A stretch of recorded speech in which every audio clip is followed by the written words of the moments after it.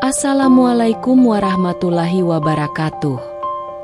Halo semuanya, selamat datang di channel Jalan Cerita. Terima kasih sudah mampir. Semoga kalian selalu sehat, bahagia, dan dimudahkan dalam segala urusan. Jangan lupa subscribe, like, dan nyalakan lonceng notifikasinya, supaya kalian gak ketinggalan cerita-cerita seru di sini. Yuk, langsung aja kita mulai.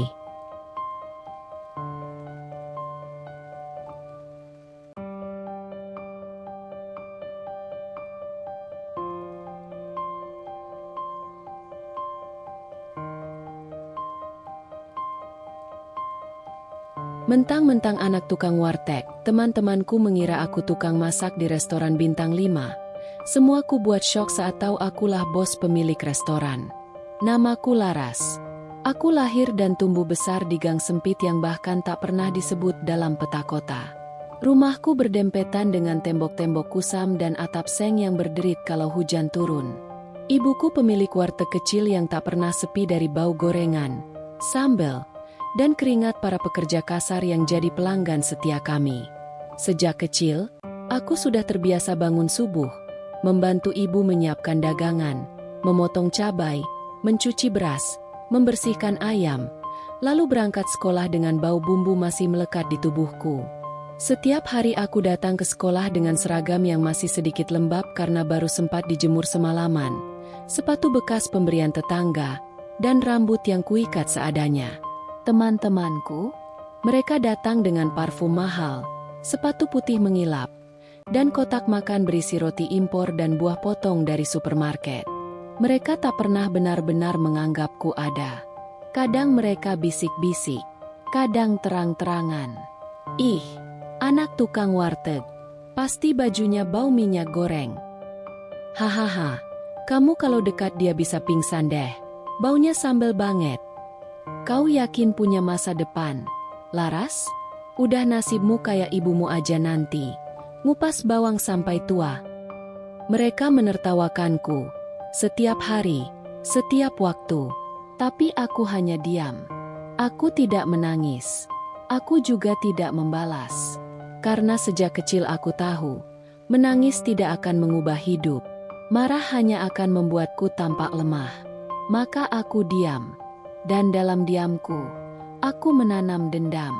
Bukan dendam untuk membalas dengan kata-kata, tapi dendam yang kusemai menjadi tekad, bahwa suatu hari nanti, aku akan membuktikan, anak tukang warteg pun bisa berdiri sejajar, bahkan lebih tinggi dari mereka yang dulu mencibir.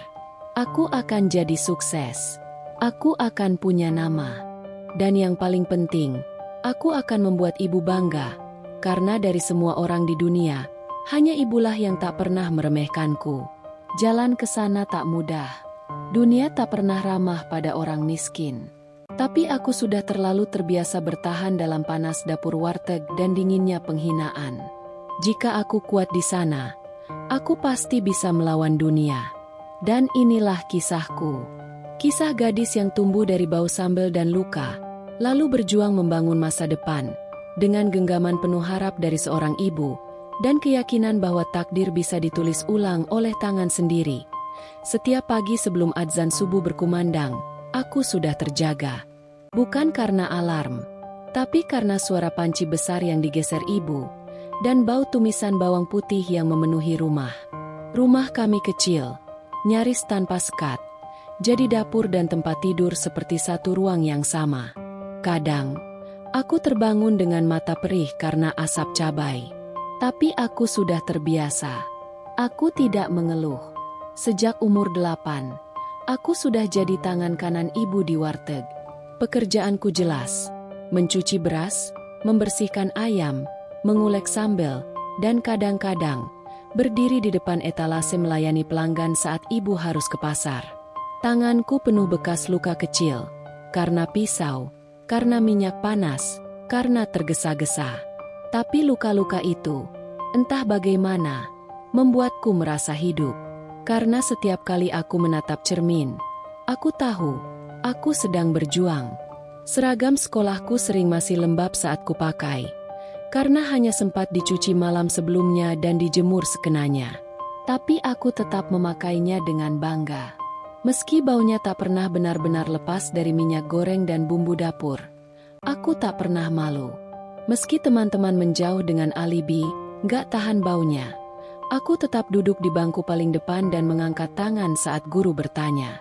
Tiap kali aku mulai lelah dan bertanya dalam hati, kenapa aku harus hidup begini? Ibu selalu punya jawaban. Ia akan menatapku dengan mata sayu dan berkata pelan, orang besar lahir dari tempat yang kecil, Laras. Bukan tempatmu yang menentukan nasibmu, tapi seberapa keras kamu mau berjuang keluar dari situ. Dan aku percaya itu. Setiap sendok nasi yang kusendokkan ke piring pelanggan, setiap bulir keringat yang menetes dari dahi ibu, adalah bahan bakar tekadku. Aku tak ingin selamanya berada di balik etalase warteg. Aku ingin punya nama di balik papan nama butik besar. Aku ingin dunia berhenti menilai seseorang dari baju, bau, atau status. Tapi untuk sampai ke sana, aku tahu, harus dimulai dari sini, dari warteg kecil di gang sempit, dari bau minyak goreng yang melekat di seragamku, dan dari tekad seorang gadis kecil yang percaya bahwa hidupnya bisa lebih dari sekadar dihina di sekolah. Aku bukan siapa-siapa. Aku hanya Laras, si anak tukang warteg, yang seragamnya bau dapur, sepatunya usang, dan bekalnya dibungkus kertas nasi. Sementara teman-teman sekelasku datang dengan mobil mewah, tas bermerek, dan aroma parfum mahal yang menyengat lorong sekolah, aku datang jalan kaki, membawa ransel lusuh yang talinya mulai robek. Aku duduk di bangku pojok belakang, bersebelahan dengan tembok yang lembab karena rembesan air hujan. Bangku itu seperti wilayah tak bertuan yang dihindari semua orang, kecuali aku. Maya, Tiwi, dan Salsa selalu menempati barisan depan. Mereka seperti trio sinetron, cantik, kaya, dan penuh percaya diri. Tapi sayangnya, kebaikan tidak pernah menjadi bagian dari persona mereka. Pernah suatu hari, saat aku terlambat masuk kelas karena harus membantu ibu lebih lama di warteg, Maya sengaja berdiri dan berseru keras di depan semua orang. Guys, si pelayan warteg datang juga. Tumben gak bawa piring kotor. Tawa meledak. Bahkan beberapa guru hanya tersenyum canggung, pura-pura tak dengar. Aku ingin menangis, tapi aku tahan. Bukan karena aku kuat, tapi karena aku sudah terlalu sering dilukai sampai air mataku kering. Lalu suatu siang, saat pelajaran selesai dan kami bersiap pulang, Maya mendekatiku. Dengan suara setengah berbisik namun sengaja didengar banyak orang, ia berkata, "Kamu itu, Las, jangan mimpi tinggi. Masa depan kamu itu cuma jadi pelayan di warteg emak kamu. Ngerti? Jadi jangan sok-sokan ikut lomba desain segala. Bajumu aja kayak lab dapur." Aku menunduk. Napasku sesak. Tapi aku tidak menjawab. Karena aku tahu, jawaban paling tajam bukan datang dari mulut, tapi dari bukti. Aku hanya menggenggam erat lembar gambar yang kuselipkan di antara buku-buku pelajaran. Sketsa baju pengantin yang kubuat diam-diam semalam, setelah menyelesaikan cuci piring.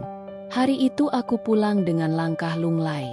Tapi begitu sampai di rumah dan melihat ibu yang tersenyum menyambutku sambil berkata, "Kamu lapar, nak? Ibu simpanin sayur asem kesukaanmu." Segala rasa sakit itu berubah jadi bara. Aku tahu, aku belum berhasil. Tapi aku juga tahu, aku tidak akan selamanya jadi bahan tertawaan. Akan tiba harinya, mereka yang dulu meremehkanku akan berdiri di belakang panggung pagelaran busana, mengenakan rancanganku.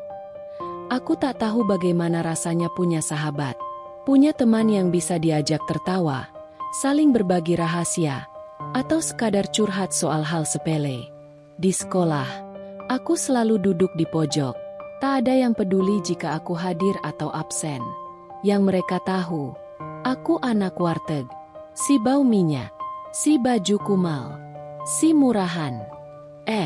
Jangan duduk dekat dia, nanti bajumu ikut bau bawang, bisik Tiwi pada Salsa. Suatu hari saat kami duduk di kelas, aku pura-pura tak dengar. Tapi hatiku robek.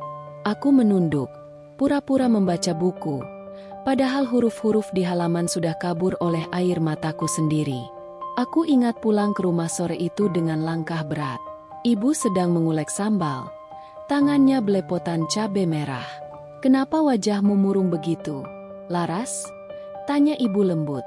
Aku tak menjawab. Aku hanya duduk di lantai dapur, memeluk lututku. "Ibu, aku capek," bisikku lirih. "Capek sekolah. Capek diremehkan. Capek jadi bahan ejekan. Capek disebut anak bau warteg." Suaraku mulai bergetar. Ibu berhenti mengulek. Ia mendekat dan duduk di sampingku. Tangannya kasar, penuh bekas luka dari minyak panas dan sayatan pisau.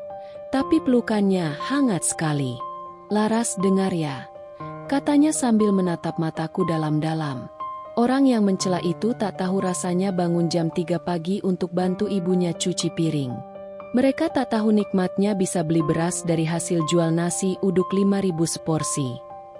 Ia mengusap pipiku yang basah. "Suatu hari, kamu bakal bikin mereka menyesal pernah tertawa atas hidup kita. Tapi bukan dengan dendam. Dengan keberhasilan." Aku mengangguk pelan. Kata-kata ibu malam itu menancap dalam. Sejak saat itu, aku mencari pelarian. Dan aku menemukannya di dapur dan buku-buku resep tua. Pak Tono, tukang sayur langganan ibu, suatu hari datang membawa setumpuk kertas berdebu. "Ini resep-resep istri saya dulu sebelum meninggal. Saya nggak ngerti, tapi kayaknya kamu suka masak ya, Las? Simpan aja. Siapa tahu berguna." Aku menerimanya dengan mata berbinar, seolah menerima kitab suci.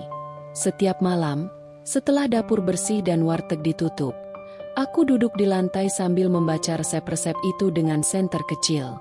Aku pelajari cara membuat semur jengkol yang empuk, opor ayam yang gurih, bahkan bolu kukus mekar tanpa mixer.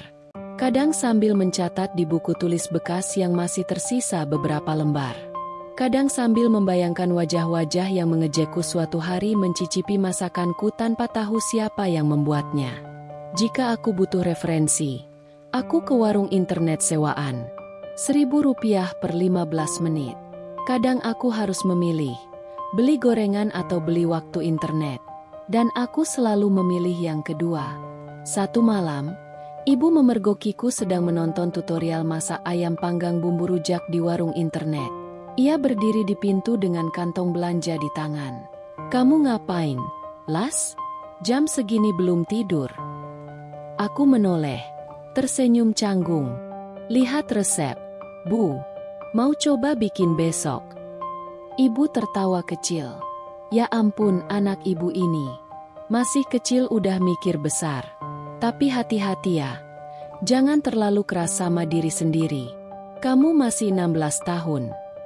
Aku menggeleng. "Justru karena aku 16, Bu. Aku mau nanti di umur 20. Kita nggak jualan di gang ini lagi." Ibu menatapku lama. Matanya berkaca-kaca. Tapi ia tersenyum. Senyum yang penuh harap dan percaya. Malam-malam seperti itu membuatku kuat. Aku tak punya sahabat yang bisa diajak selfie di kafe. Tapi aku punya dapur, buku resep, dan ibu yang selalu mempercayaiku. Dan untuk saat itu cukup. Bahkan sangat cukup. Karena aku percaya, suatu hari, dapur ini akan menjadi saksi. Saksi bahwa anak tukang warteg bisa berdiri sejajar, atau bahkan lebih tinggi, dari orang-orang yang dulu meremehkannya. Hari kelulusan seharusnya jadi hari yang membahagiakan, bukan? Hari di mana senyum mekar di setiap wajah, di mana pelukan dan tangis haru bertebaran seperti konfeti di udara. Tapi bagiku, hari itu sunyi. Di lapangan sekolah, para siswa berbaris mengenakan toga murah yang disewa kolektif. Musik dari pengeras suara mengalun pelan, tapi penuh semangat.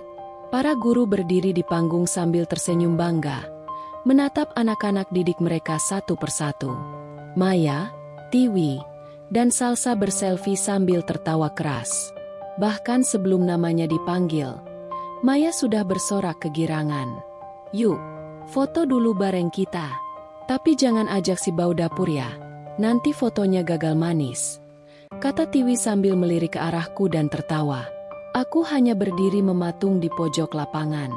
Togaku sedikit lusuh karena dipakai ulang oleh alumni tahun lalu. Sepatuku bukan pantofel seperti yang lain. Aku mengenakan sepatu kets bekas yang solnya mulai mengelupas. Tapi aku berdiri tegak. Meski tubuhku gemetar karena cuaca panas dan rasa asing yang mencubit dada. Satu persatu nama dipanggil. Satu persatu teman-temanku naik ke panggung, menerima map tanda kelulusan, lalu disambut peluk hangat dari orang tua mereka. Ketika namaku disebut, tak ada tepuk tangan, tak ada sorakan. Hanya sunyi. Aku melangkah ke depan. Langkah yang terasa sangat panjang. Mataku menyapu kerumunan. Tak ada yang menatapku. Tak ada yang tersenyum. Tapi aku melangkah dengan kepala tegak. Ketika menerima map itu dari tangan Bu Erna, wali kelasku, beliau menggenggam tanganku sedikit lebih lama. "Laras," katanya pelan, nyaris tak terdengar. "Kamu gadis yang kuat. Teruslah melangkah." Aku menunduk hormat. "Terima kasih, Bu." Usai turun dari panggung, aku berdiri sendiri di sisi lapangan, melihat Maya berpelukan dengan mamanya sambil membawa buket bunga besar. Mendengar Tiwi berteriak, "Akhirnya kita bebas dari sekolah ini, ya? Malam ini kita party di kafe." Aku tersenyum getir. Tak ada yang memelukku. Tak ada bunga. Tak ada foto-foto dengan teman. Hanya tubuhku sendiri. Dan map kelulusan yang sedikit basah karena keringat dan air mata. Saat semua sibuk berfoto di photobooth dan berbagi story di Instagram, aku melangkah ke gerbang sekolah. Di sana, ibu sudah menunggu dengan wajah letih, masih mengenakan daster dan jilbab lusuh. Tangannya membawa sebungkus nasi uduk dan air mineral. "Selamat ya, Nak," katanya lirih. Matanya berkaca-kaca. "Maaf ibu nggak bisa bawa bunga." Aku langsung memeluknya erat. "Bunga nggak penting, Bu. Yang penting ibu di sini." Kami berdua duduk sebentar di trotoar depan sekolah, membagi nasi uduk itu berdua. Sambil makan, ibu berkata, "Sekolah boleh selesai, tapi perjuanganmu baru dimulai. Laras, kamu pasti bisa jadi lebih dari semua yang meremehkanmu hari ini." Aku menggigit bibir, menahan air mata yang hendak tumpah lagi, lalu menatap gerbang sekolah dengan tajam. "Suatu hari, kalian akan menyebut namaku, bukan sebagai si anak warteg, tapi sebagai seseorang yang kalian harap bisa kalian kenal lebih awal. Dan hari itu akan datang." Aku bersumpah dalam hati setelah kelulusan. Aku tak sempat merayakan apapun. Esoknya aku sudah mulai menyusuri jalanan kota dengan map berisi fotokopi ijazah dan surat lamaran kerja. Tujuanku sederhana, bisa bekerja di dapur restoran, asal halal, asal bisa bantu ibu. Restoran demi restoran ku datangi. Ada yang memintaku meninggalkan lamaran di resepsionis. Ada yang langsung menolak dengan wajah bosan. Tapi hari itu, aku masuk ke sebuah restoran semi-modern di pusat kota. Interiornya elegan, dengan pelayan-pelayan berpakaian rapi dan wangi. Aku menelan ludah sebelum masuk. Tapi aku memaksa kakiku untuk melangkah.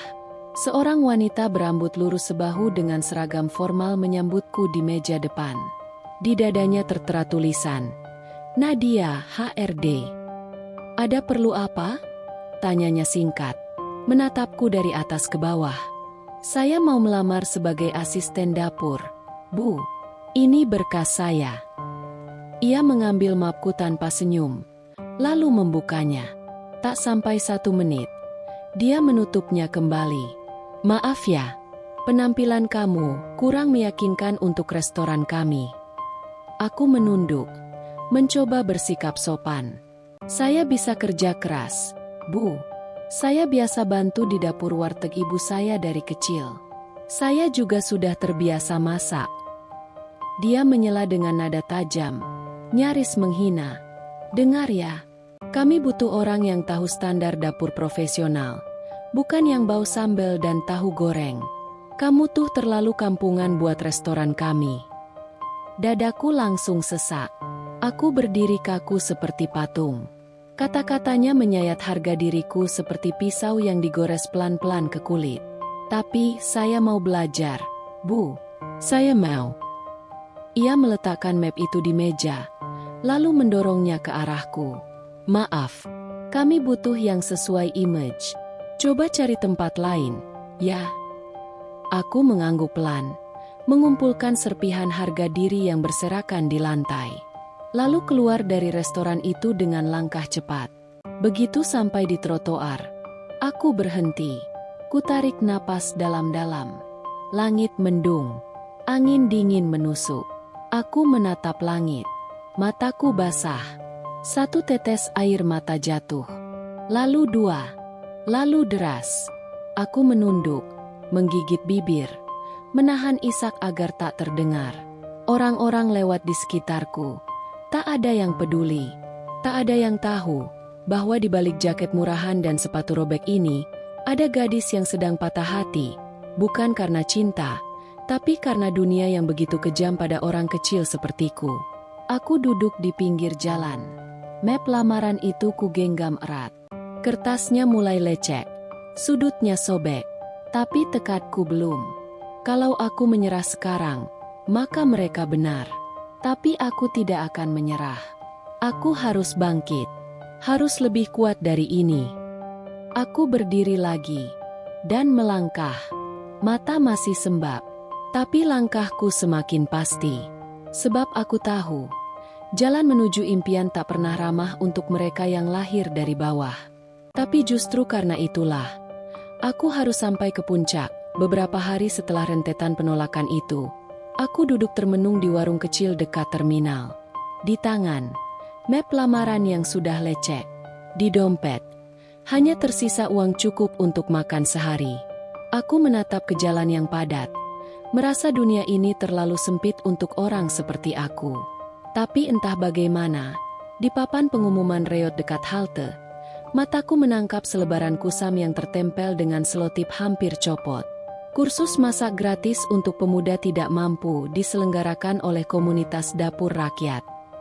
Gratis, kata itu menamparku seperti harapan yang mendadak menyala di kegelapan. Aku cabut selebaran itu dan langsung catat alamatnya.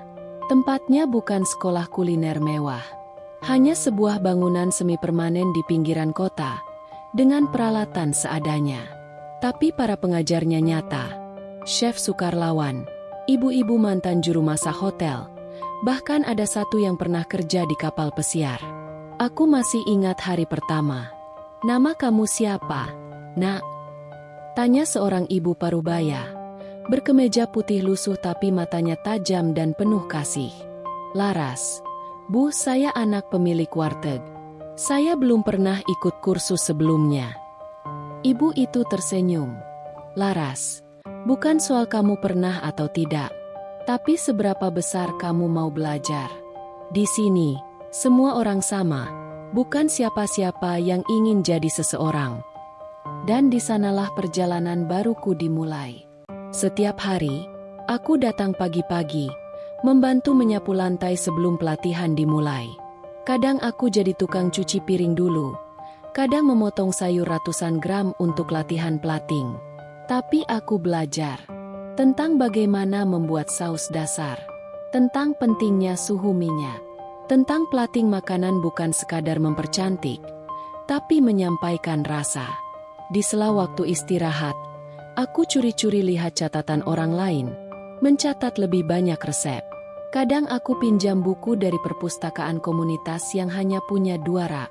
Aku membaca sampai malam, sampai lampu rumah padam. Dan di antara tawa peserta lain, aku menyimpan keyakinan dalam-dalam.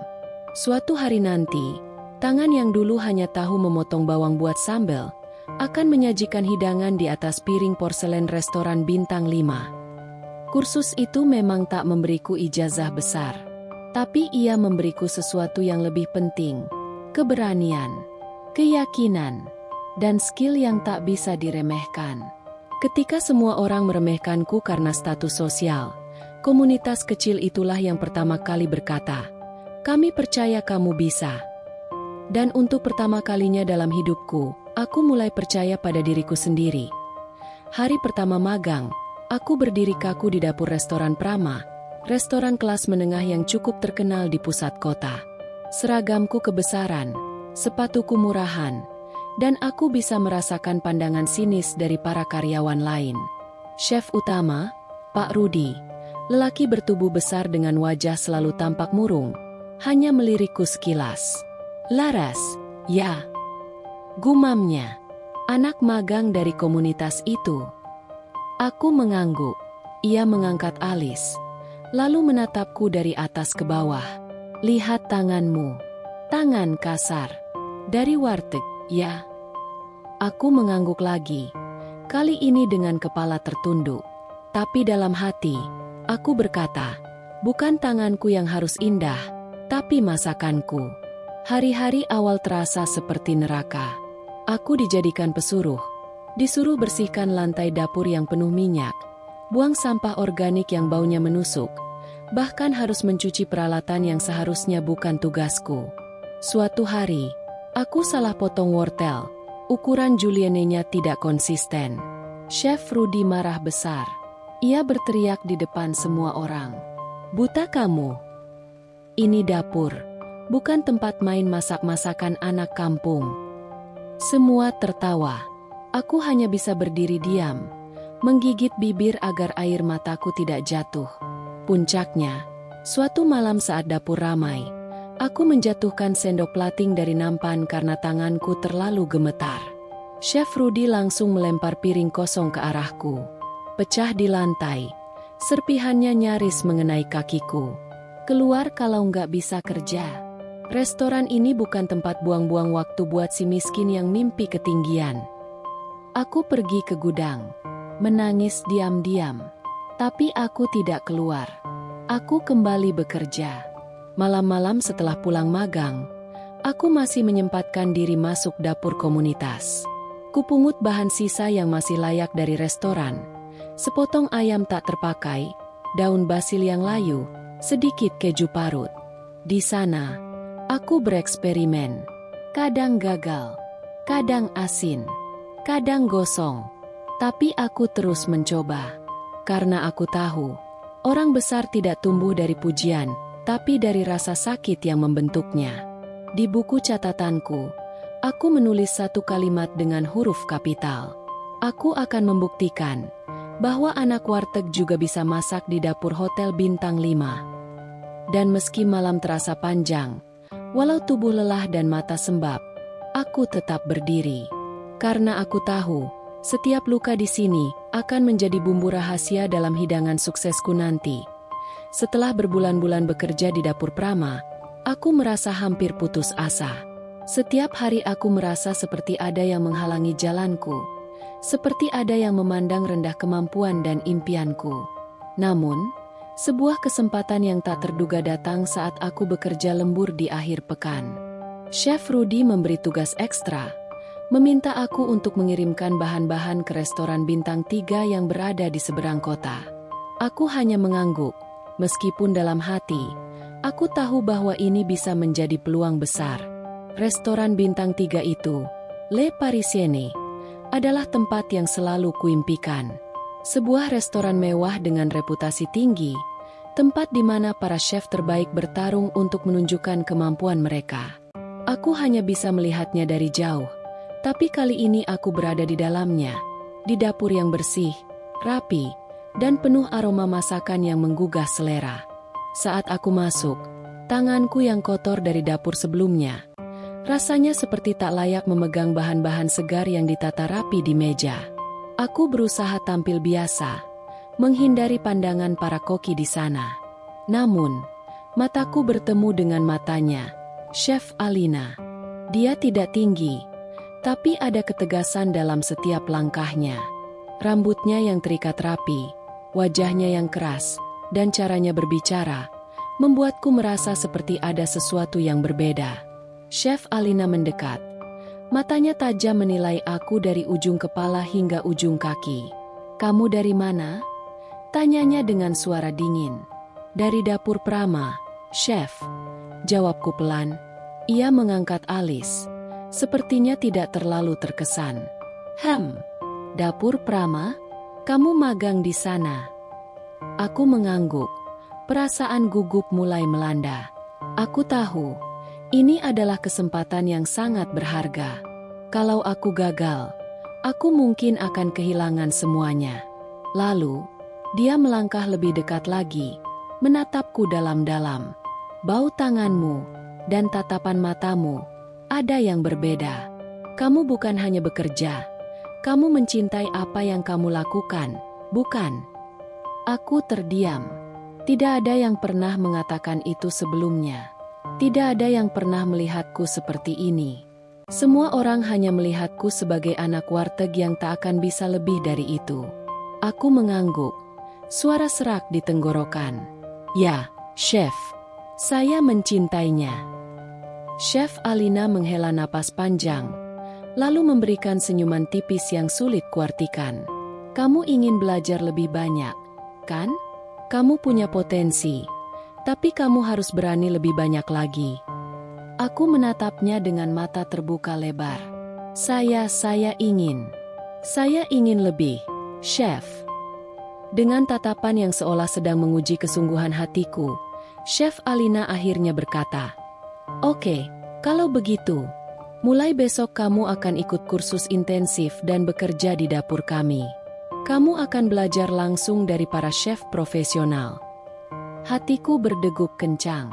Aku tidak bisa mempercayai kata-katanya. Restoran bintang 3. Chef Alina, yang terkenal dengan ketegasannya, menawarkan kesempatan ini padaku. Aku hampir tidak bisa berkata-kata. Semua yang terucap hanya, "Terima kasih, Chef. Saya tidak akan mengecewakan Anda." Hari-hari berikutnya, aku mulai menjalani kehidupan baru sebagai asisten koki di Le Parisienne. Dapur yang jauh lebih profesional, dengan peralatan yang tidak pernah kubayangkan sebelumnya. Chef Alina mengajarkan teknik-teknik dasar, mulai dari pemilihan bahan, cara memotong dengan presisi, hingga pengaturan piring yang sempurna. Namun, bukan hanya teknik masak yang dipelajari. Chef Alina juga mengajarkan bagaimana menjaga mentalitas koki, ketekunan, kedisiplinan, dan ketajaman rasa. Dia berkata, koki yang hebat bukan hanya soal keahlian, tetapi soal bagaimana kamu menghadapi tantangan tanpa menyerah. Saat aku berdiri di tengah dapur restoran mewah itu, hatiku berbicara, ini adalah titik balikku. Aku akan buktikan pada dunia, aku bukan hanya anak warteg. Setiap malam, aku pulang dengan tubuh lelah dan kepala pusing. Namun, aku merasa semakin dekat dengan impianku. Semua cemoohan, ejekan, dan penghalang yang pernah datang dalam hidupku seolah semakin jauh, tak berdaya menghadapi tekad yang baru tumbuh dalam diriku. Dan, saat malam pertama aku mendapat kesempatan untuk mempersiapkan hidangan utama dalam menu spesial restoran, aku tahu ini adalah langkah pertama menuju impian yang sudah lama kutunggu. Chef Alina memberikan kepercayaan itu kepadaku. "Kamu siap?" Tanyanya dengan nada serius. Namun ada sedikit senyum yang bisa kutangkap. Aku mengangguk penuh keyakinan. "Saya siap, Chef." Dengan keberanian yang baru kutemukan, aku masuk ke dapur, siap menghadapi segala tantangan. Dan aku tahu, pintu kesempatan ini tidak akan pernah kusia-siakan. Hari itu, setelah selesai menyajikan hidangan malam, Chef Alina memanggilku ke kantornya. Ketegangan di antara kami berdua terasa begitu nyata, seolah dia ingin mengatakan sesuatu yang sangat penting. Aku menyangka itu akan menjadi kritik, mungkin tentang cara penyajian atau rasa yang belum sempurna. Namun, apa yang keluar dari mulutnya malah membuatku terperangah. "Laras," katanya dengan suara tegas namun penuh pertimbangan, "kamu sudah menunjukkan potensi yang luar biasa di sini. Kemampuanmu berkembang pesat, dan aku ingin memberikan kesempatan besar untukmu. Aku sudah merekomendasikan kamu untuk program beasiswa kuliner di Perancis." Aku terdiam. Beasiswa ke luar negeri? ke Perancis, tempat para chef terkenal dunia lahir dan berkembang. Aku merasa seperti mendengar mimpi yang datang dari jauh, yang tak pernah aku kira akan menjadi kenyataan. Tubuhku gemetar mendengar kata-katanya. Di sana, aku bukan lagi anak warteg yang dianggap remeh. Aku bisa belajar dari yang terbaik. Chef Alina melanjutkan. Mereka hanya memberi kesempatan kepada orang-orang terbaik yang menunjukkan dedikasi, dan kamu adalah salah satu yang mereka pilih. Ini bukan hanya tentang belajar memasak, Laras. Ini adalah kesempatan untuk memperkenalkan masakanmu ke dunia. Ini adalah kesempatanmu untuk mengubah hidupmu. Air mata mulai mengalir tanpa bisa kutahan. Aku tidak bisa membayangkan bagaimana perjalanan hidupku bisa berubah begitu drastis. Aku, yang dulu hanya anak perempuan dari ibu pemilik warteg, yang selalu dihina dan diremehkan, kini mendapatkan kesempatan yang tak terhitung harganya. Chef, Aku tidak tahu harus berkata apa. Aku terisak, tak bisa mengontrol perasaanku. Ini mimpi. Aku tak pernah berpikir akan bisa seperti ini. Chef Alina tersenyum tipis. Mata yang biasanya penuh ketegasan kini dipenuhi kebanggaan. Kamu sudah bekerja keras, Laras. Kamu pantas mendapatkannya. Setelah beberapa minggu, aku menerima surat resmi dari sekolah kuliner terkenal di Prancis, École de Gastronomie Française Escoffier.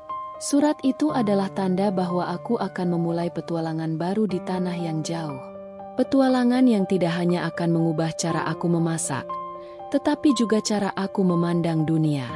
Perpisahan dengan keluarga, teman, dan bahkan dengan dapur, Le Parisienne, terasa berat.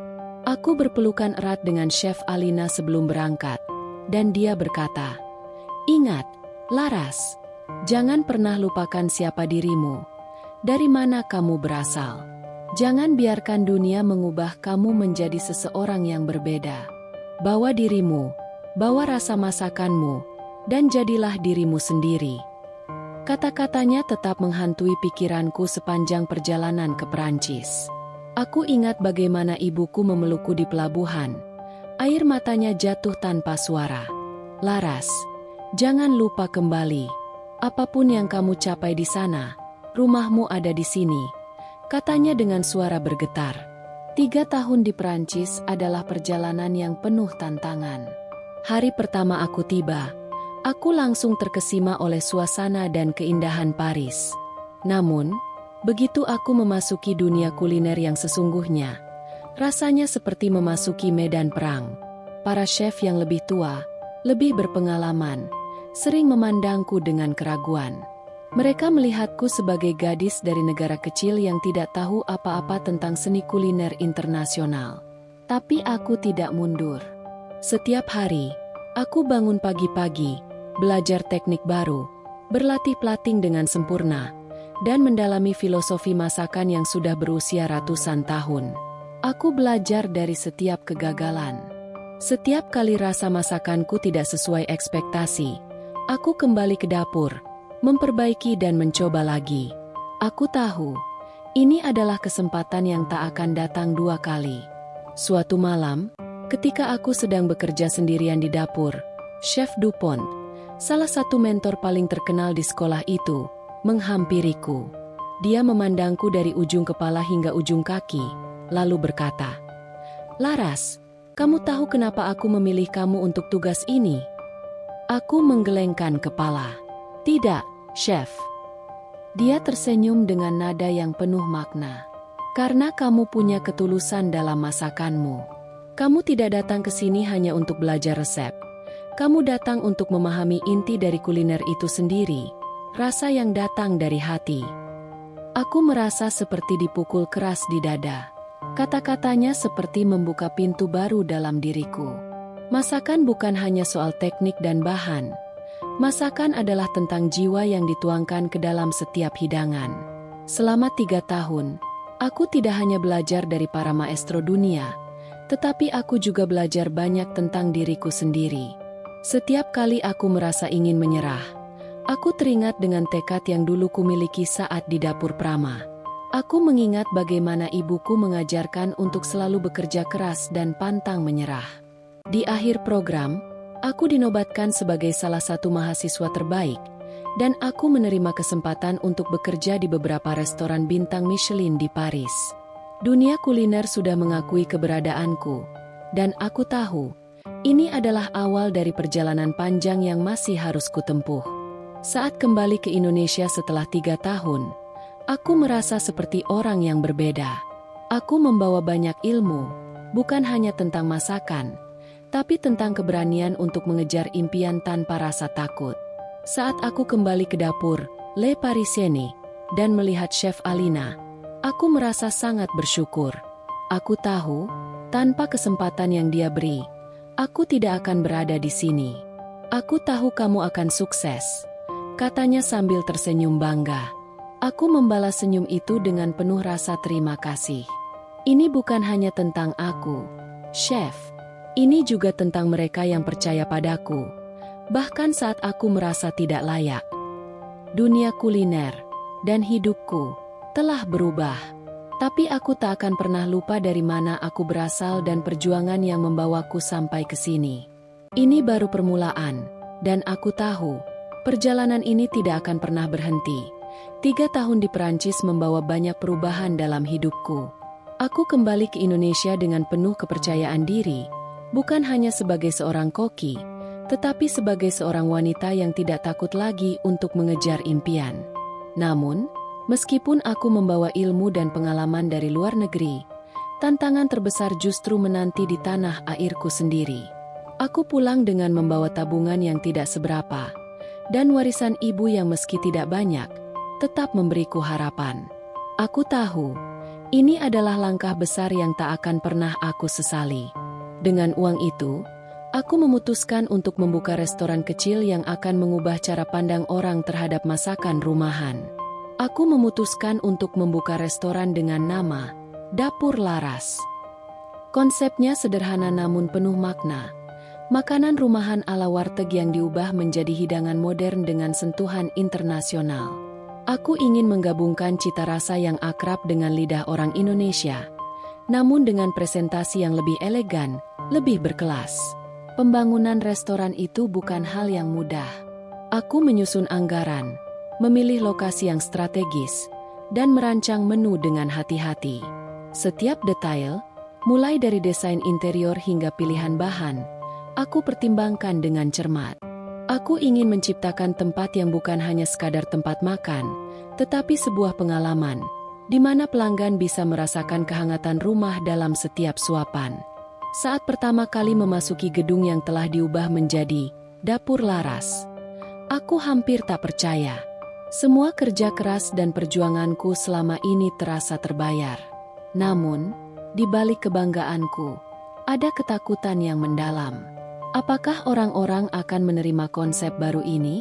Apakah mereka akan datang untuk menikmati makanan rumahan yang kuhidangkan dengan cara yang berbeda? Hari pertama restoran dibuka, rasanya seperti mimpi yang penuh harapan dan ketidakpastian. Aku berdiri di belakang meja kasir, menatap pelanggan yang mulai berdatangan. Beberapa di antaranya adalah teman-teman lama yang dulu sering mengejekku. Mereka datang dengan ragu-ragu, mungkin hanya sekadar ingin tahu, tetapi aku yakin, ini adalah langkah pertama menuju sesuatu yang besar. Salah satu pelanggan pertama yang datang adalah Maya, teman sekelas yang dulu pernah mengejekku. Dia duduk di meja dekat jendela, memandangku dengan tatapan yang sulit kuartikan. Aku mendekatinya, hati berdebar. "Selamat datang, Maya. Apa yang bisa saya bantu?" tanyaku, berusaha tetap tenang meskipun hati terasa bergetar. Maya menatapku sejenak, kemudian tersenyum pahit. "Laras, gak nyangka, kamu yang dulu anak warteg sekarang bisa punya restoran sendiri. Pasti gak mudah, ya?" Aku mengangguk. Tidak mudah.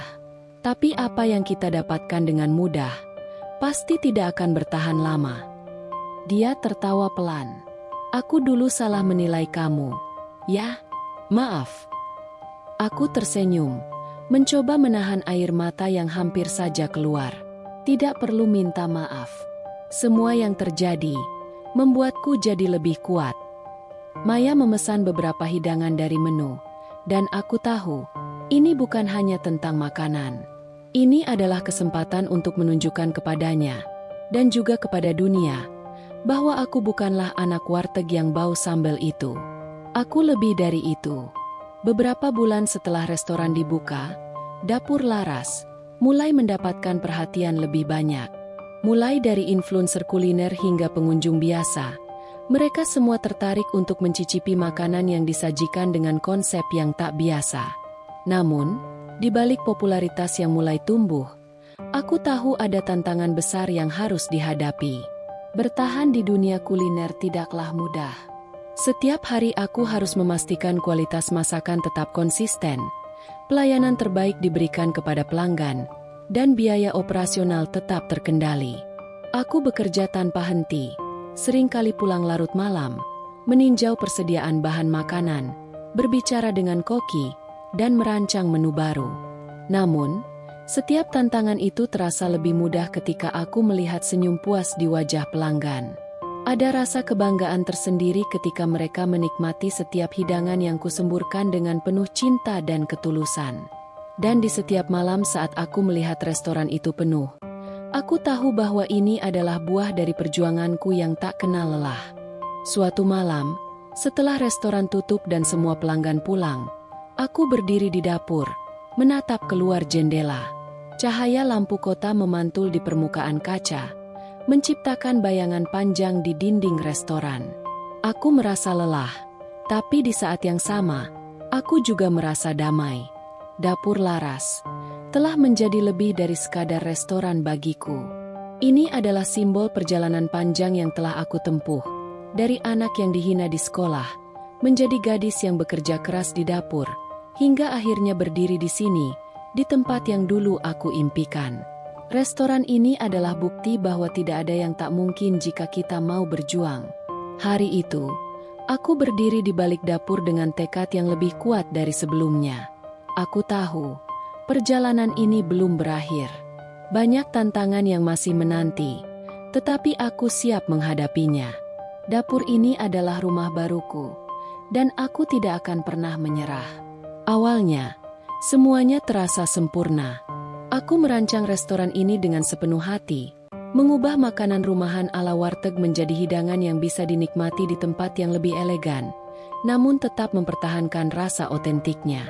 Aku percaya bahwa ini adalah kesempatan untuk menunjukkan kepada dunia bahwa makanan sederhana dari kampung bisa menjadi lebih dari sekadar santapan harian. Makanan itu bisa menjadi seni. Namun, kenyataan tidak selalu berjalan mulus seperti yang aku harapkan. Setelah restoran kami dibuka, netizen mulai menyerang dengan komentar-komentar pedas. Mereka tidak segan-segan mengkritik, bahkan merendahkan. Warung kampung sok jadi restoran mahal, kata mereka. Ada yang menulis, makanan warteg harga restoran bintang 5, tidak ada kelasnya. Mereka menilai harga yang kupasang terlalu tinggi untuk hidangan yang dianggap mereka biasa saja. Aku merasa hatiku remuk setiap kali membaca komentar-komentar itu. Aku tahu, mereka tidak tahu seberapa keras aku bekerja untuk membawa cita rasa warteg ke level yang berbeda. Tidak ada yang mengerti betapa sulitnya mengubah persepsi orang tentang sesuatu yang dianggap rendah. Makanan yang dulu dianggap biasa, kini harus disajikan dengan penuh ketelitian dan rasa hormat terhadap sejarahnya. Aku bahkan mulai berpikir untuk menyerah. Setiap hari, aku menatap layar ponsel, melihat hujatan-hujatan itu, dan bertanya-tanya, apakah aku benar-benar bisa bertahan? Mereka menganggapku sombong, sok modis, bahkan menganggap aku hanya berusaha mengambil keuntungan dari warteg yang dianggap murahan. Di tengah keputusasaan itu, aku menceritakan perasaan itu kepada Chef Alina, yang sudah seperti ibu bagiku. Dia mendengarkan dengan seksama, lalu menjawab dengan bijaksana, "Laras, kalau kamu ingin berjuang untuk sesuatu yang lebih besar, kamu harus siap dihujat. Dunia memang akan selalu begitu. Tetapi waktu yang akan membuktikan siapa yang benar." Namun, puncaknya terjadi ketika seorang food blogger terkenal bernama Randi datang untuk mencicipi hidangan di Dapur Laras. Randi adalah salah satu kritikus kuliner yang suaranya bisa menentukan hidup matinya sebuah restoran. Dia datang tanpa memberitahu aku sebelumnya, hanya dengan satu meja reservasi. Aku merasa gugup, bahkan sedikit takut. Apakah dia akan menyukai makanan kami? Atau akan menambahkan komentar pedas lagi yang bisa meruntuhkan semuanya? Aku merasa gemetar saat dia datang dan duduk, memesan beberapa hidangan dari menu. Saat dia selesai makan, aku duduk di meja dekatnya.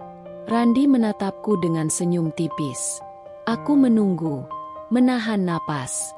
Sayur asem di sini, ini rasa yang menyembuhkan luka batin, katanya dengan suara tenang, namun penuh penghayatan. Aku terkejut, hampir tidak percaya apa yang baru saja dia katakan. Dia melanjutkan, rasa ini bukan hanya soal masakan, Laras. Ini tentang cerita yang kamu tuangkan di dalamnya. Setiap suapan membuatku merasa seperti pulang ke rumah, seperti berada di pelukan ibu yang sudah lama pergi. Air mata tiba-tiba menggenang di mataku. Aku mencoba menahan, tetapi tidak bisa. Di balik semua hujatan, di balik segala keraguan, ada seseorang yang benar-benar mengerti apa yang aku coba bangun di sini. Randi menatapku lagi. Kamu sudah melakukan sesuatu yang luar biasa. Jangan biarkan komentar negatif itu merusak semangatmu. Ini bukan soal harga, atau apakah makananmu dianggap mewah. Ini soal rasa yang menyentuh hati, dan kamu sudah berhasil melakukannya. Kata-kata Randi seperti angin segar yang menerpa hatiku. Mereka membawaku keluar dari bayang-bayang keraguan yang sempat menelanku hidup-hidup. Sejak ulasan itu muncul di blognya, segalanya berubah. Orang-orang mulai datang, ingin mencicipi sayur asem yang katanya bisa menyembuhkan luka batin. Banyak yang berkata, rasa ini mengingatkan saya pada masakan ibu saya. Atau, makanan di sini bikin saya merasa seperti di rumah. Restoran yang awalnya dihujat, kini mulai diminati. Aku masih ingat betapa berartinya setiap pelanggan yang datang. Bukan hanya karena mereka menikmati makanannya, tapi juga karena mereka melihat lebih dari sekadar hidangan. Mereka melihat cerita, usaha, dan keberanian untuk bertahan. Aku tidak lagi peduli dengan komentar pedas di media sosial. Aku tahu, tidak ada yang bisa meruntuhkan tekadku sekarang. Dapur Laras, bukan hanya tempat makan. Itu adalah perwujudan dari mimpi yang pernah aku pendam. Dari seorang gadis kecil yang diremehkan menjadi seorang wanita yang berani menghadapi dunia. Setahun setelah aku membuka Dapur Laras, hidupku berubah dengan cara yang tak pernah kubayangkan. Restoran yang awalnya dipandang sebelah mata kini menjadi tempat yang ramai dikunjungi, dengan antrean panjang yang mengular di luar. Rasa sayur asem yang dulu dianggap sepele, kini menjadi hidangan yang dicari orang dari berbagai penjuru kota. Media mulai meliput keberhasilan restoran kami. Setiap artikel yang terbit tentang Dapur Laras menambah kepercayaan diri yang sempat hilang dulu. Aku bahkan diundang untuk tampil di acara TV kuliner, berbicara tentang perjalananku, tentang bagaimana aku mengubah warteg sederhana menjadi restoran modern dengan cita rasa internasional. Rasanya seperti mimpi yang menjadi kenyataan, tapi aku tahu, ini bukan hanya tentang keberhasilan bisnis. Ini lebih besar dari itu, namun, di tengah semua perhatian itu, ada hal yang tak pernah lepas dari pikiranku, wajah-wajah mereka. Maya, Tiwi, dan Salsa. Mereka adalah teman-teman sekelasku yang dulu dengan senang hati merendahkanku. Mereka yang selalu mengejekku, mencibirku, dan menghina warteg ibuku. Aku ingat dengan jelas setiap kata yang mereka lontarkan. Setiap tawa yang mereka lepaskan saat aku hanya bisa diam, menahan rasa sakit di dalam hati. Sekarang, saat aku melihat nama Dapur Laras muncul di berbagai media, aku tidak bisa menahan tawa getir. Seakan aku bisa melihat mereka di belakang sana, terkejut, bahkan mungkin sedikit cemas dengan kesuksesanku. Mereka yang dulu meremehkanku, kini pasti melihatku dengan mata yang berbeda, tapi aku tidak peduli. Aku sudah terbiasa dengan pandangan mereka, dengan sikap mereka yang selalu merendahkan. Di acara TV, ketika kamera menyorot wajahku, aku tidak bisa menahan rasa haru yang mengalir begitu saja. Tidak hanya karena aku berhasil, tetapi karena aku tahu betapa jauh aku telah melangkah. Dari seorang gadis yang dipandang sebelah mata, kini aku berdiri di hadapan orang banyak, berbicara dengan percaya diri tentang masakan yang aku banggakan. Semua jerih payah, setiap luka, dan setiap tawa yang dipaksakan kini terbayar lunas. Ketika aku kembali ke restoran setelah syuting, teleponku berdering.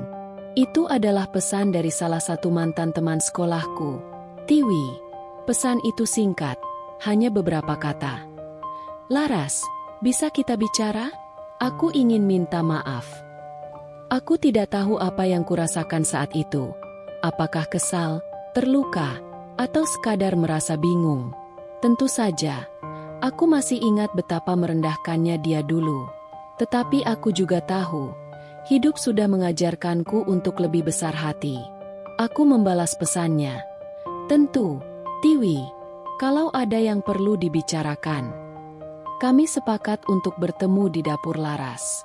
Saat pertemuan itu akhirnya terjadi, aku tidak bisa mengabaikan wajah Tiwi yang terlihat canggung, seolah-olah ia sedang berjuang dengan kata-katanya sendiri.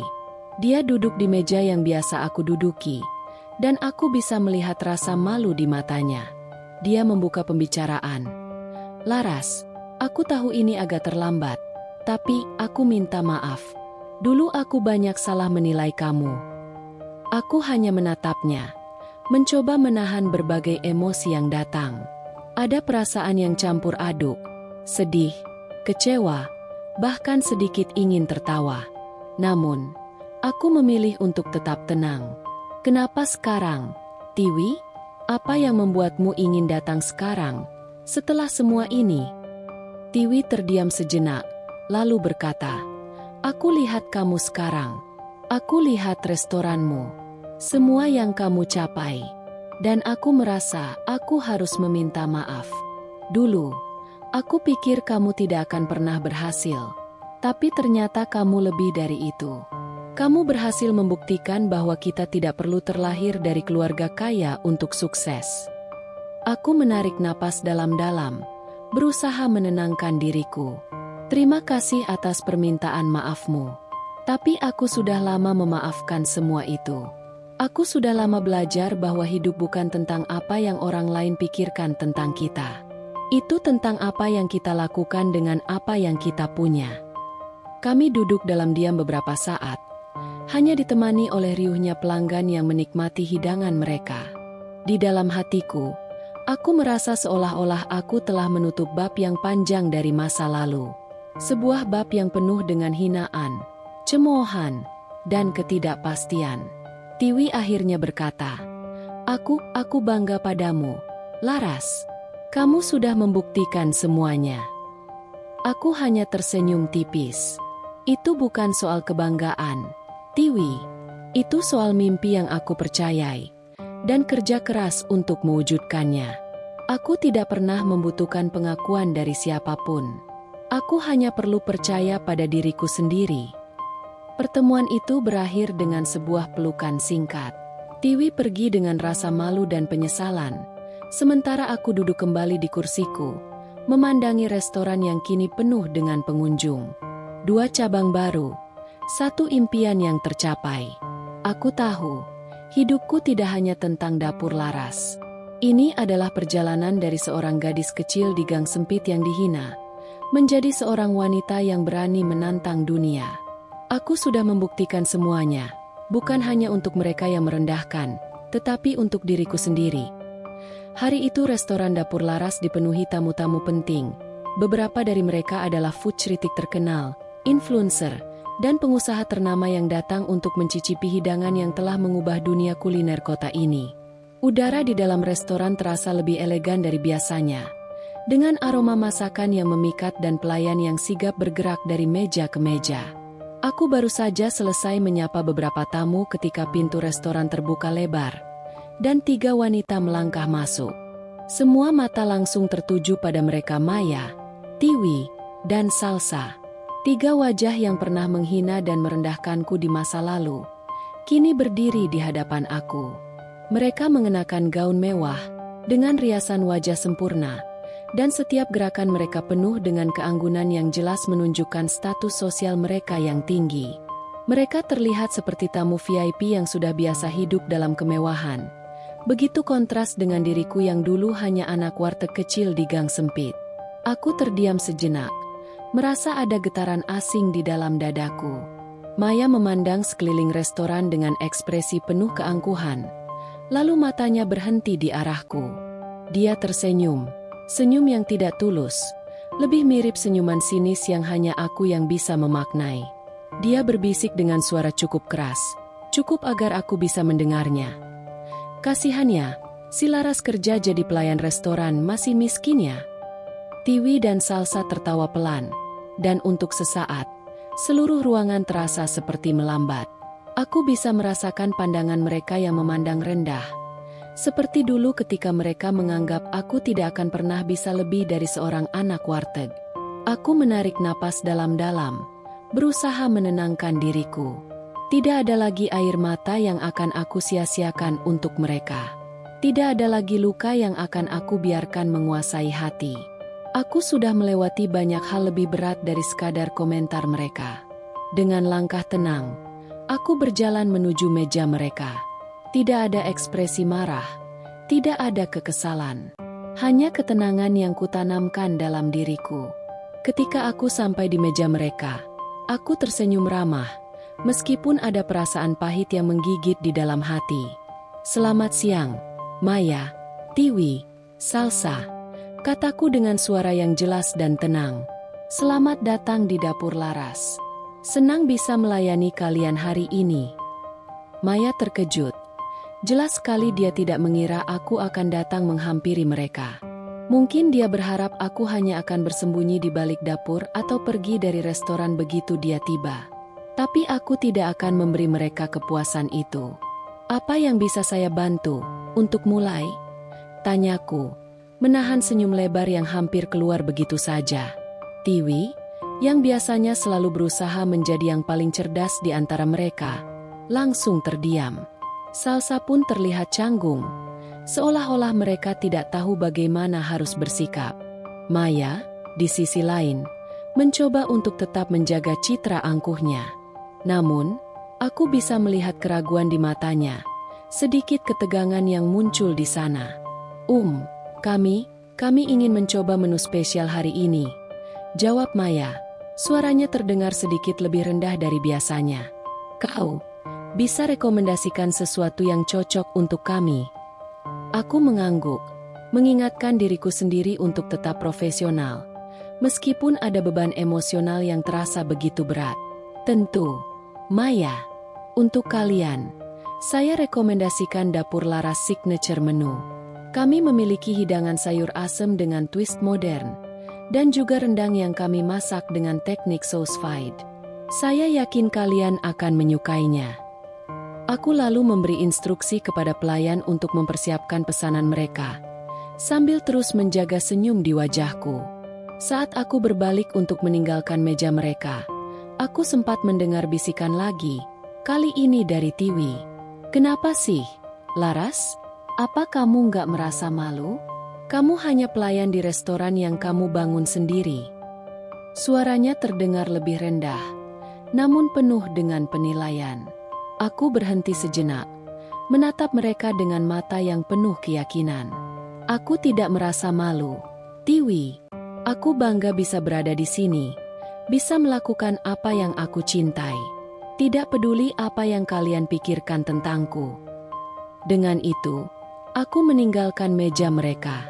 Hati ini memang terasa berat, tapi aku tahu satu hal, aku tidak akan pernah kembali ke masa lalu yang penuh penghinaan.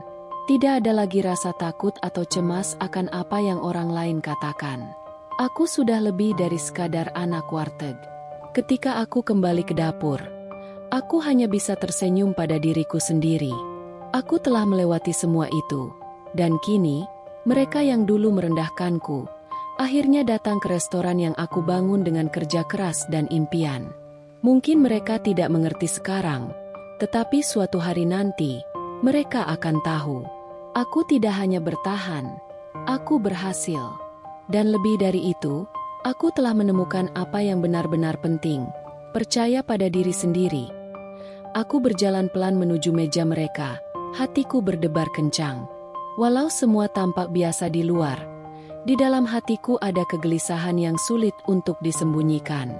Namun, aku bertekad untuk tetap tenang. Senyumku tetap terjaga, meskipun ada perasaan pahit yang mulai menguasai relung hatiku. Maya, Tiwi, dan Salsa masih duduk di meja, tampak sedikit lebih canggung dari sebelumnya.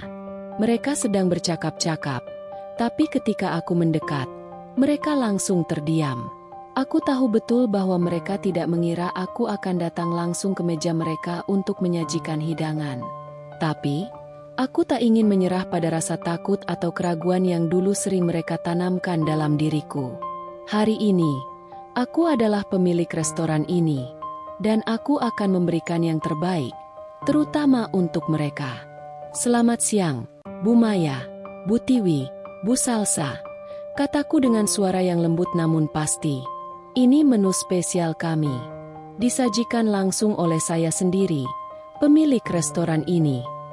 Aku meletakkan nampan hidangan di atas meja mereka, menyusunnya dengan penuh perhatian.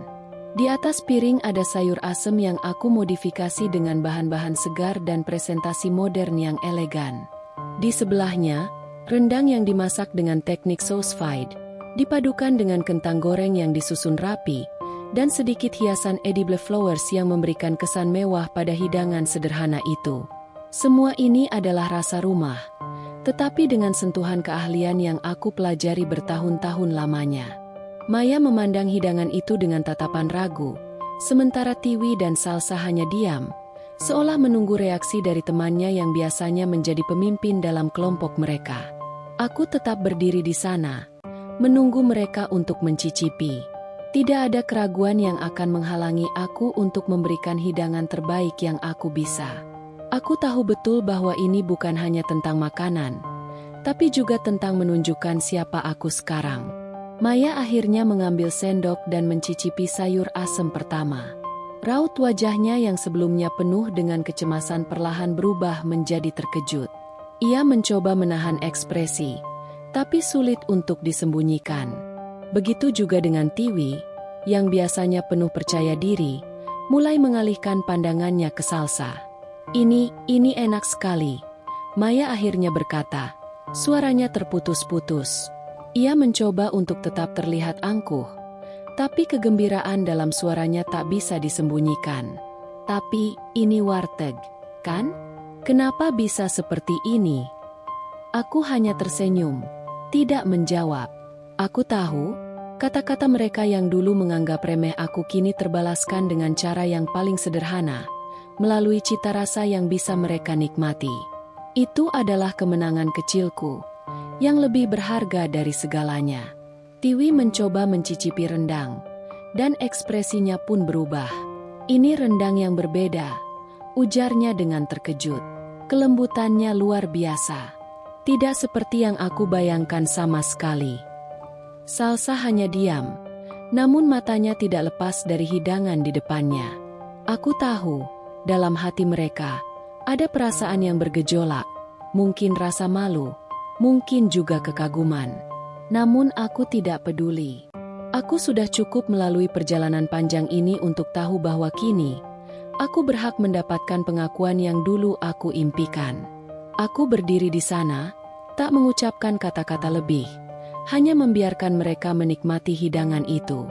Maya, Tiwi, dan Salsa kembali saling berpandangan, seolah mencari kata-kata yang tepat untuk mengungkapkan apa yang mereka rasakan. Aku tahu, mereka tidak akan pernah menyangka bahwa aku, Laras, anak perempuan dari warteg kecil, akan berdiri di sini di hadapan mereka sebagai pemilik restoran yang sukses, menyajikan hidangan terbaik yang mereka pernah coba. Aku tidak menyangka. Maya akhirnya berkata, suaranya terhenti. Kamu telah berubah, Laras. Aku mengangguk perlahan, merasakan kebanggaan mengalir dalam diriku. Tidak hanya saya yang berubah, Maya, kamu juga, kan? Dulu kamu selalu merendahkanku. Sekarang, kamu melihat saya dari tempat yang berbeda. Maya terdiam, dan aku bisa melihat matanya yang sedikit berkaca-kaca.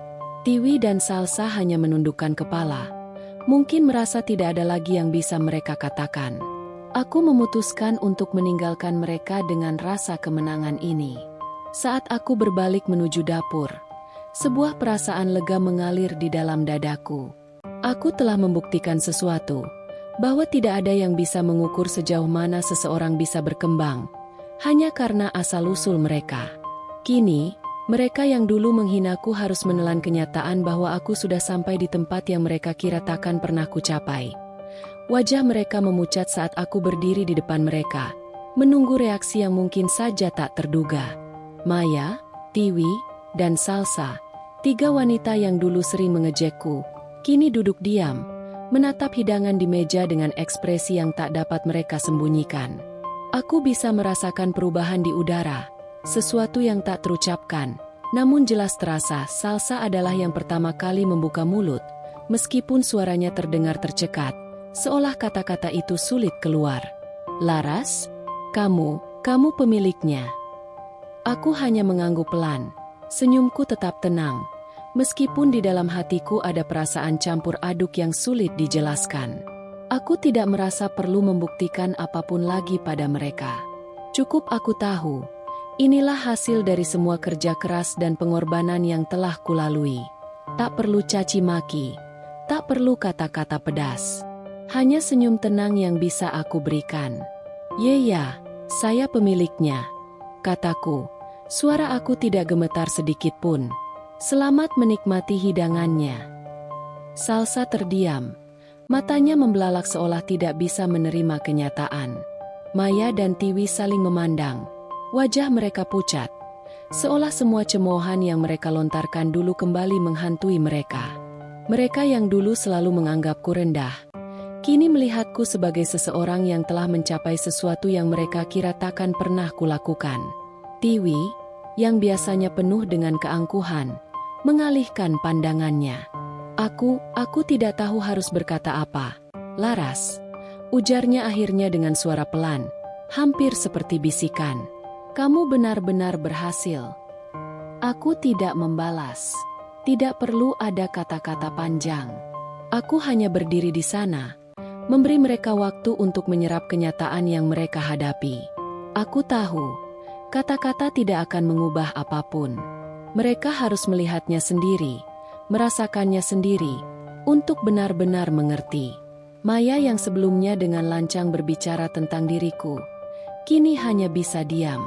Pandangannya kosong, tidak tahu harus berkata apa. Aku bisa melihat ada sedikit penyesalan di matanya. Namun, aku tidak ingin menunjukkan bahwa aku senang dengan penyesalan mereka. Aku sudah melewati terlalu banyak untuk mencari pengakuan dari mereka. Kini, semuanya sudah cukup. Aku berbalik untuk pergi, tapi sebelum aku melangkah jauh, Maya memanggilku dengan suara yang lembut, berbeda dari suara sinis yang dulu sering ia lontarkan. Laras, katanya. Suaranya terasa penuh penyesalan. Aku ingin minta maaf. Dulu, aku terlalu menilai kamu berdasarkan apa yang aku lihat. Aku berhenti sejenak. Tapi tidak ada emosi marah atau dendam yang muncul. Hanya sebuah anggukan pelan. Tidak apa-apa, Maya, kataku, masih dengan senyum tenang. Semua orang punya cara untuk belajar. Maya menunduk, dan di antara keheningan itu, aku tahu bahwa ini adalah momen yang mereka akan ingat selamanya. Mungkin mereka tidak akan mengatakannya, tapi aku tahu, saat mereka pulang nanti, mereka akan berpikir tentang apa yang telah mereka lihat. Tentang bagaimana Laras, yang dulu mereka anggap rendah, kini bisa berdiri di atas tempat yang mereka kira tak akan pernah kucapai. Aku meninggalkan mereka dengan hati yang damai. Tidak ada kemenangan yang lebih besar daripada mengetahui bahwa aku telah mencapai impian tanpa harus merendahkan orang lain. Kini, bukan hanya Maya, Tiwi, dan Salsa yang melihatku. Seluruh dunia bisa melihat bahwa aku, Laras, punya kekuatan untuk mengubah hidupku sendiri. Setelah beberapa menit keheningan yang mencekam, mereka mulai menyelesaikan makan mereka, dengan wajah-wajah yang masih terlihat canggung dan tidak percaya. Tiwi dan Salsa bahkan terlihat agak canggung saat menyentuh makanan di meja, seolah tak yakin apakah mereka benar-benar layak menikmati hidangan yang ada di hadapan mereka. Maya, yang biasanya selalu berbicara dengan lancar, kini hanya diam. Ia menyuap makanan dengan cepat, seakan ingin mengakhiri makanannya tanpa terlalu banyak bicara. Setelah beberapa saat, mereka berdiri dan berjalan menuju kasir. Maya, yang sepertinya mencoba menghidupkan suasana, membuka percakapan. Laras, kami belum bayar nih," ujarnya, mencoba terdengar ringan. Namun ada nada canggung yang jelas terdengar dalam suaranya. Aku memandang mereka dengan senyum yang tak pernah pudar. Aku sudah memaafkan, tapi itu tidak berarti aku harus melupakan semuanya begitu saja. Aku berjalan menuju kasir dan menghadap mereka. "Oh, tentu," jawabku. Mataku menatap mereka dengan tatapan yang tetap penuh penghormatan. "Ini totalnya." Setelah mereka membayar, ada jeda yang cukup lama di mana mereka hanya berdiri di sana, seakan berharap sesuatu yang lebih dari sekadar pembayaran. Mungkin mereka berharap aku akan memberikan diskon, atau mungkin sedikit kata-kata manis sebagai bentuk pengakuan atas kedatangan mereka. Tapi aku sudah cukup jauh dari masa lalu itu, dari perasaan mereka yang dulu sering merendahkan. Jadi, aku berkata dengan tegas namun halus, "Maaf, semua pelanggan kami setara. Kami tidak memberikan diskon khusus untuk siapapun, apalagi yang dulu meremehkan dapur ini." Aku melihat ekspresi mereka berubah seketika. Tiwi, yang selalu percaya diri, tiba-tiba terlihat terkejut, bahkan sedikit kiku. Salsa yang biasanya berbicara tanpa henti, kini terdiam, tidak tahu harus berkata apa. Maya, yang awalnya mencoba bersikap biasa, terlihat kehilangan kata-kata. Wajahnya memucat sedikit, seolah kalimat itu memberi pukulan lebih dari yang dia duga. Aku tidak perlu menambahkan apapun lagi. Mereka sudah cukup memahami maksudku. Aku hanya tersenyum. Namun senyumku tidak lagi syarat dengan harapan mereka akan berubah. Ini bukan tentang membalas dendam. Ini tentang mengingatkan mereka akan siapa aku sekarang. Bukan lagi Laras yang mereka ejek dan rendahkan, tetapi Laras yang telah membangun sesuatu yang tak bisa diruntuhkan hanya dengan kata-kata. Aku memberi mereka waktu untuk meresapi kata-kataku. Perlahan mereka berbalik dan pergi. Tak ada kata maaf atau permintaan penjelasan. Mereka hanya pergi, meninggalkan restoran dengan langkah cepat, seperti mencoba melupakan momen canggung itu. Aku menatap mereka pergi, tanpa rasa kemenangan berlebihan. Aku tidak membutuhkan itu. Yang ku tahu, aku telah membuat keputusan yang tepat, untuk tidak membiarkan masa lalu mendikte siapa diriku sekarang. Aku tidak perlu memberi mereka apa yang dulu mereka anggap sebagai privilege untuk mendapatkan perhatian. Setelah meninggalkan kasir, ketiganya berjalan keluar tanpa sepatah kata pun. Tidak ada lagi obrolan ringan, tawa-tawa kecil, atau sindiran-sindiran tajam seperti yang biasa mereka lontarkan di masa lalu. Semua itu hilang seketika, seakan-akan mereka baru saja dipukul mundur oleh kenyataan yang tak bisa mereka elakkan. Maya yang selalu menjadi pusat perhatian, kini berjalan dengan kepala tertunduk. Tiwi, yang dulu suka mengomentari dengan sarkasme, kini hanya bisa meremas tasnya dengan erat, tampak bingung dan tak tahu harus berkata apa. Salsa, yang biasanya penuh semangat, kini hanya berjalan dengan langkah kecil, sesekali menoleh ke belakang, seolah takut mereka tertangkap mata seseorang yang mengenal mereka di sini. Suasana itu sangat kontras dengan kebanggaan yang biasa mereka tunjukkan di masa lalu. Dulu, mereka merasa berada di puncak dunia hanya dengan status keluarga mereka, pakaian mereka, dan tawa lepas yang selalu terdengar dari bibir mereka. Tapi sekarang, semuanya seolah runtuh dalam hitungan detik. Aku melihat mereka pergi tanpa mengucapkan selamat tinggal, tanpa senyum atau hinaan yang dulu mereka suka lontarkan. Yang ada hanya sunyi, sunyi yang terasa berat di antara kami. Mereka pulang dengan kepala tertunduk, berjalan begitu cepat, seakan ingin menghapus jejak-jejak kebodohan mereka. Tidak ada yang perlu aku katakan lagi. Tidak ada yang perlu aku buktikan. Kenyataan itu sudah cukup berbicara untuk mereka. Mereka yang dulu menganggapku hanya seorang anak warteg, seorang anak yang tak layak dihormati, kini harus menelan kenyataan bahwa mereka tidak lebih dari sekadar bayang-bayang dari masa lalu yang mereka tinggalkan. Aku berdiri di tempat, menyaksikan mereka menghilang di ujung jalan, tanpa satupun dari mereka yang berani menatapku. Tak ada cemoohan, tak ada sindiran, hanya perasaan canggung yang menggantung di udara. Dalam diam, aku tahu bahwa hari ini, aku tidak hanya memenangkan sebuah pertandingan. Aku memenangkan diriku sendiri. Dunia terasa seperti berubah seiring dengan perjalanan hidupku. Dari dapur warteg kecil yang bau minyak goreng dan sambal, kini aku berada di panggung dunia, diundang ke Jepang, Dubai, dan Paris untuk kolaborasi dengan chef-chef internasional, memperkenalkan cita rasa Indonesia dalam setiap masakan yang aku sajikan. Setiap negara, setiap kota, membawa pengalaman yang berbeda. Namun semuanya mengingatkanku pada satu hal, perjalanan panjang yang penuh perjuangan ini. Di Tokyo, aku menyajikan rendang dengan sentuhan modern. Di Dubai, aku mengolah soto ayam dengan gaya yang lebih internasional. Di Paris, aku menciptakan fusion antara nasi goreng dan hidangan Prancis klasik. Setiap hidangan yang aku sajikan adalah bukti bahwa masakan Indonesia bisa bersanding dengan dunia internasional. Aku tidak lagi dianggap hanya sebagai anak warteg. Aku adalah chef yang diakui. Namun, saat wartawan-wartawan internasional mengerumuniku, mereka selalu bertanya satu pertanyaan yang sama. Apa motivasi terbesar Anda? Aku menarik napas panjang sebelum menjawab, dengan mata yang sedikit berkaca-kaca. Dulu, saya hanya seorang anak warteg yang dihina, dianggap tak punya masa depan. Namun, saya bertahan, bekerja keras, dan terus belajar. Semua yang saya capai hari ini, saya lakukan bukan hanya untuk diri saya sendiri. Saya ingin ibu saya, yang telah pergi, bangga, meski kini ia hanya ada di alam sana. Wartawan itu terdiam sejenak. Beberapa dari mereka tampak terharu. Aku tahu bahwa jawabanku bukan hanya untuk mereka. Itu adalah ucapan yang datang dari hati, ucapan yang mewakili seluruh perjalanan hidupku. Di balik semua pujian yang kudapat, ada kenangan akan masa-masa sulit itu.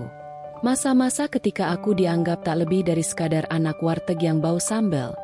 Masa-masa ketika mereka yang kini mengagumiku, dulu mentertawakanku.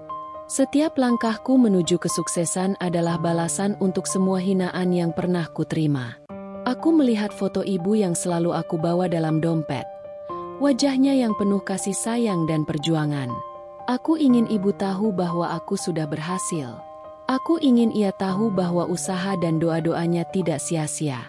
Aku ingin membuatnya bangga, meski ia tidak lagi bisa melihat aku berdiri di sini, di puncak dunia.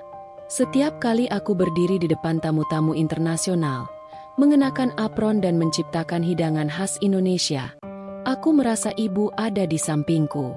Sebuah rasa yang tak bisa dijelaskan, sebuah rasa terima kasih dan cinta yang mendalam.